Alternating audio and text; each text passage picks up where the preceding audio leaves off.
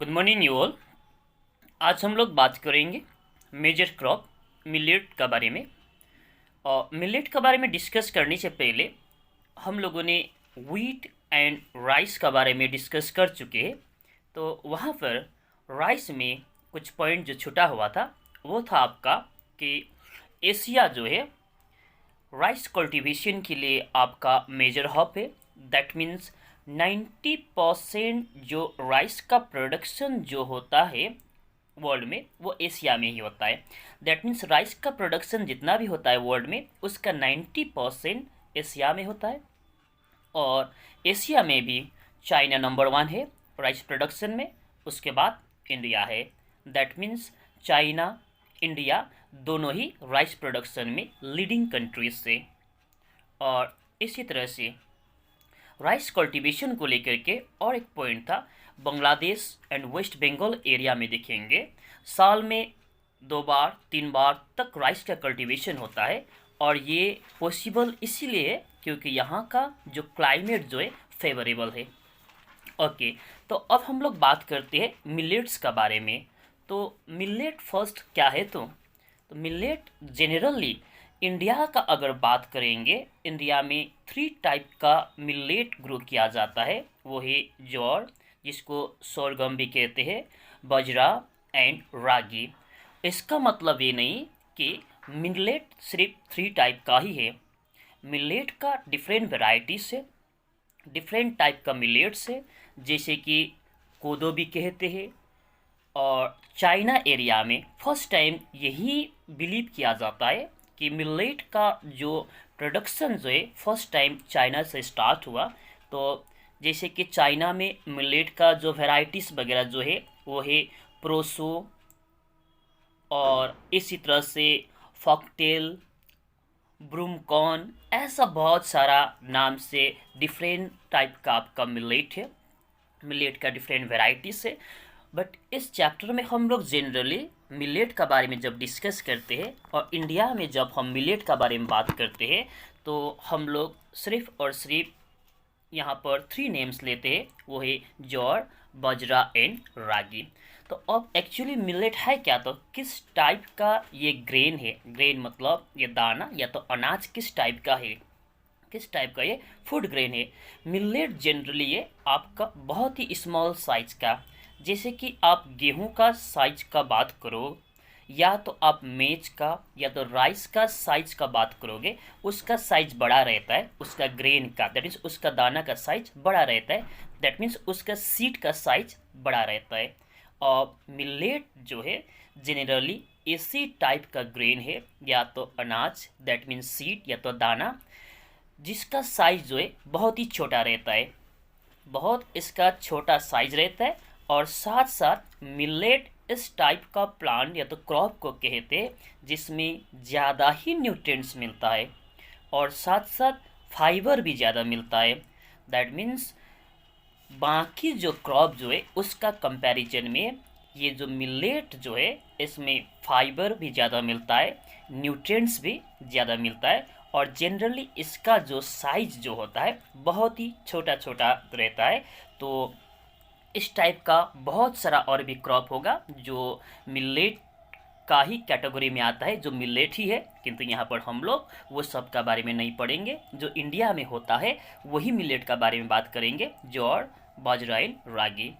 तो okay, millet are also called coarse grain. अब second line में देखिएगा, मिलेट को कोर्स ग्रेन भी कहते हैं। कोर्स कहने का मतलब इसका जो सरफेस जो होता है वो स्मूथ नहीं रहता है, वो रफ रहता है। ठीक है। और अब मिलेट का बारे में बाकी अब देखते हैं, जैसे कि रागी जो है, रागी जो है ये rich in iron, calcium and other micronutrients.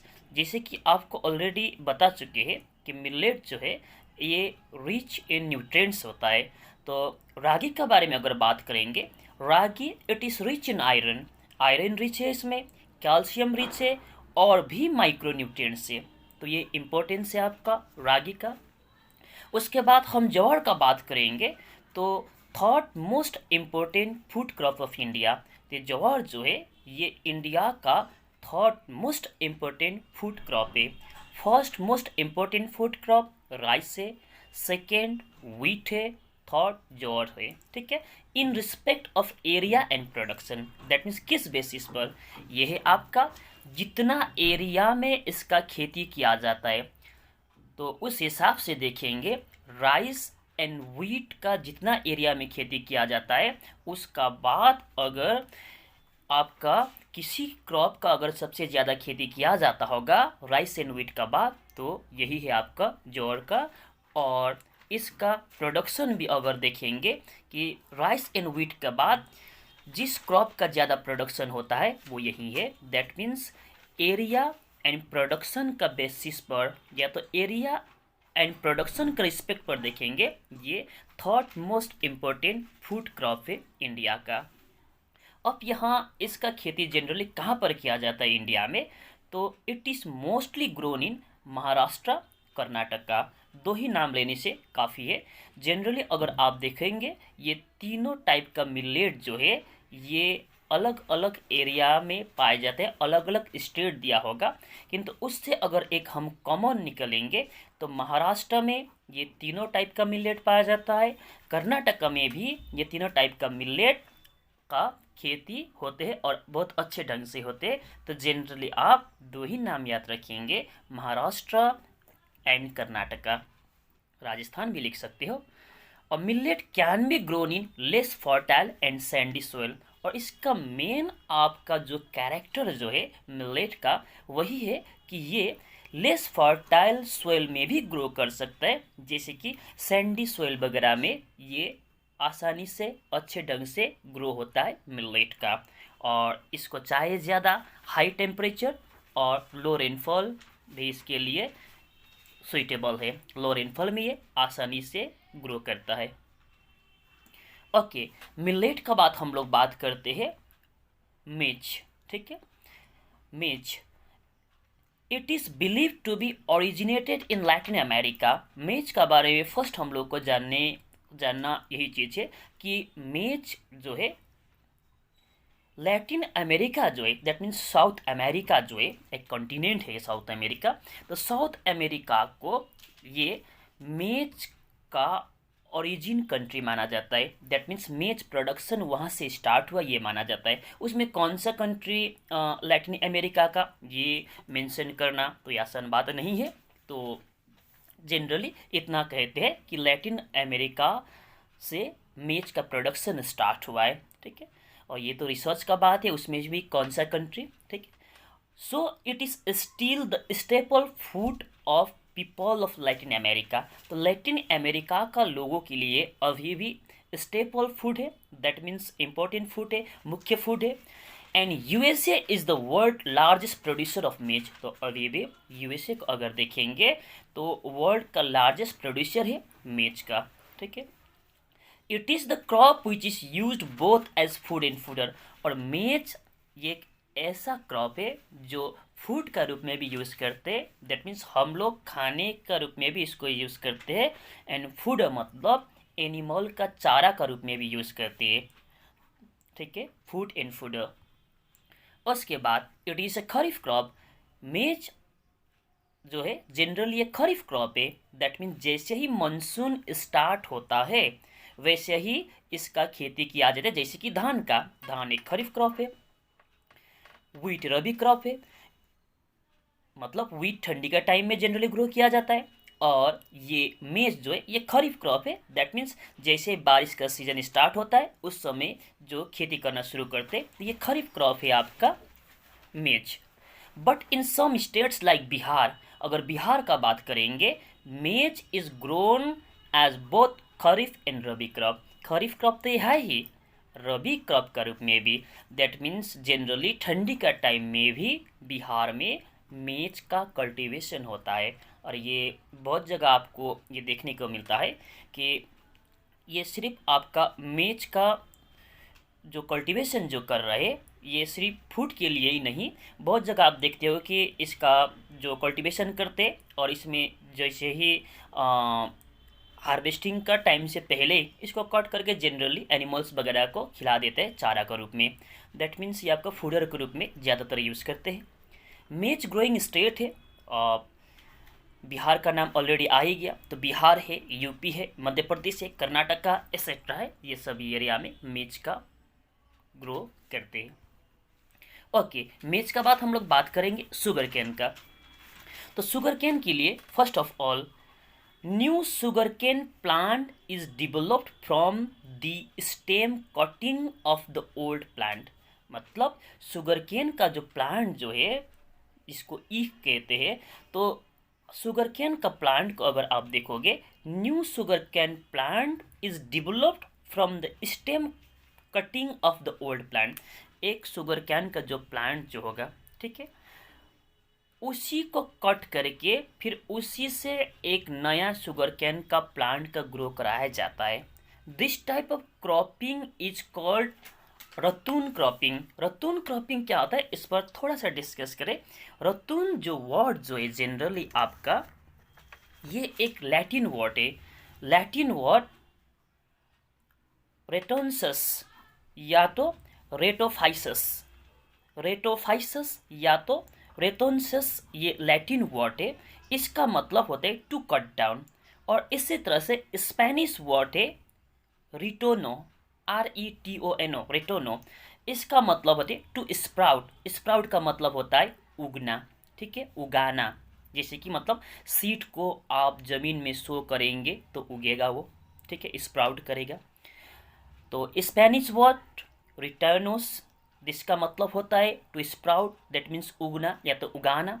और लैटिन वर्ड जो है रेटोफाइसस या तो रेटोन्सस, ठीक है, जिसका मतलब होता है टू कट डाउन। इसका एक्चुअल मतलब है आपका ये रेटोन का मतलब हो गया ये। ओके, अब रेटोन क्रॉपिंग में जनरल होता क्या है, इसमें क्या करते हैं, जो शुगर केन का जो प्लांट जो होगा, जैसे हार्वेस्टिंग का टाइम आ गया, ये मैच्योर हो गया शुगर केन प्लांट, तो इसको कटा जाता है। जनरली ज़मीन का जो सरफेस लेवल है उसको कटा जाएगा।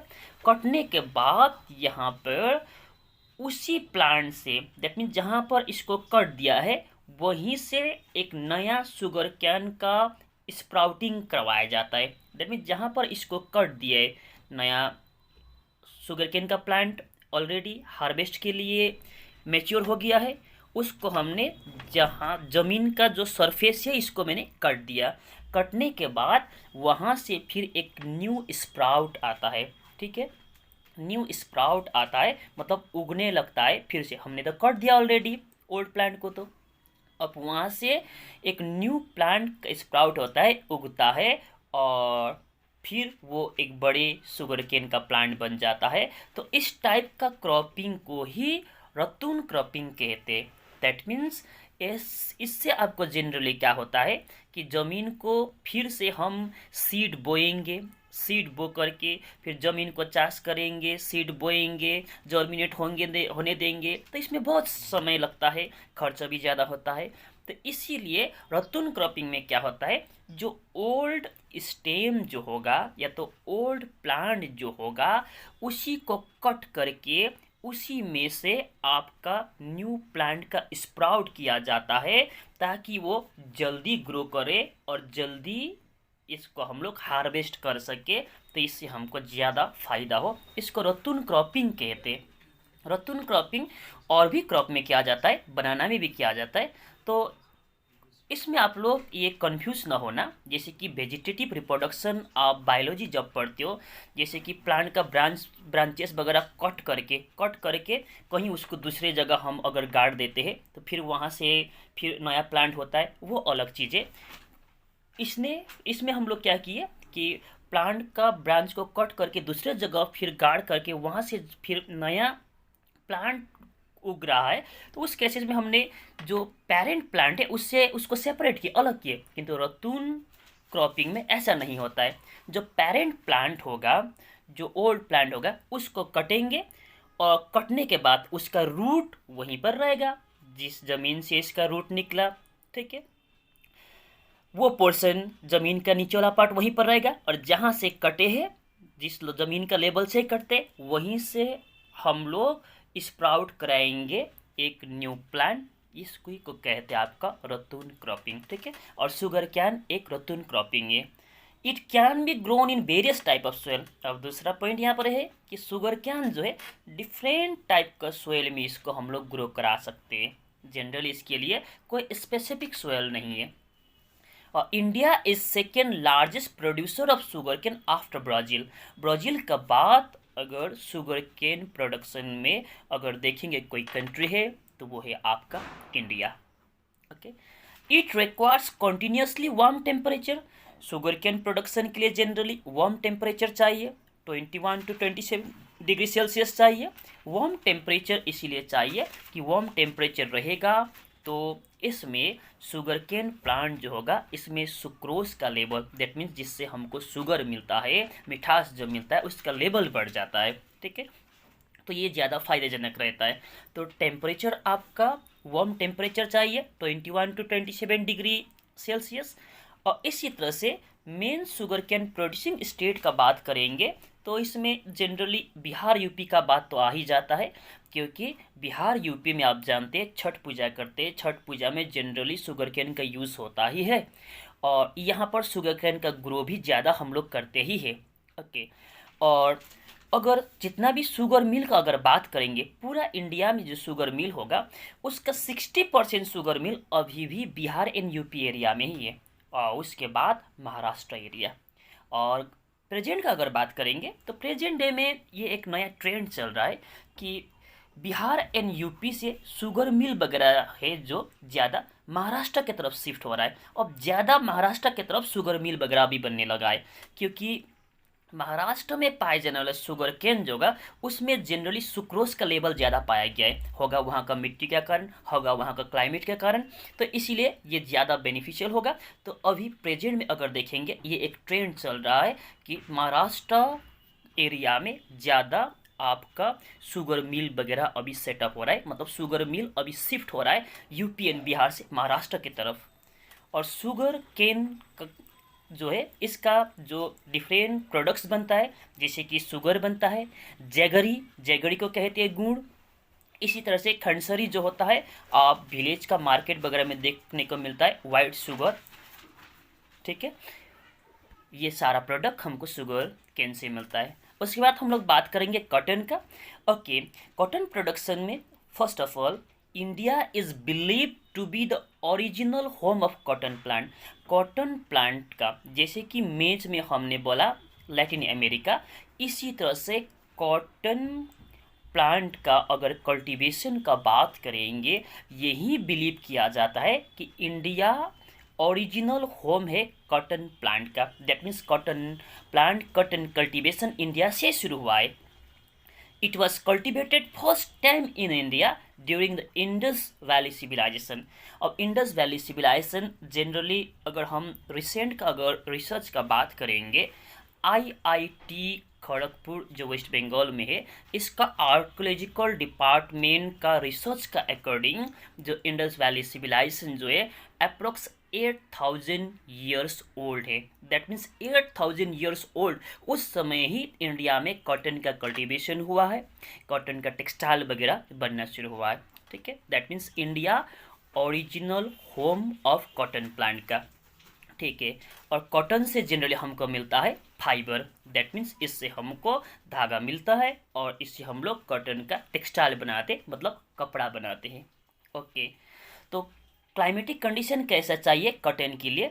It grows well in high temperature and light rainfall area. Generally ये ज़्यादातर जहाँ हाई टेम्परेचर ही हो और रेनफॉल लाइट हो, ज़्यादा रेनफॉल ना हो, ऐसा एरिया में कॉटन का कल्टीवेशन बहुत अच्छा होता है। और जनरली ब्लैक सोयल में भी, इसीलिए इसको ब्लैक कॉटन सोयल भी कहते हैं। ओके, मतलब कॉटन को ब्लैक कॉटन सोयल नहीं, दैट मीन्स जिस सोयल में जनरली आपका कॉटन ग्रो करे उसको ब्लैक कॉटन सोयल भी कहते हैं जनरली।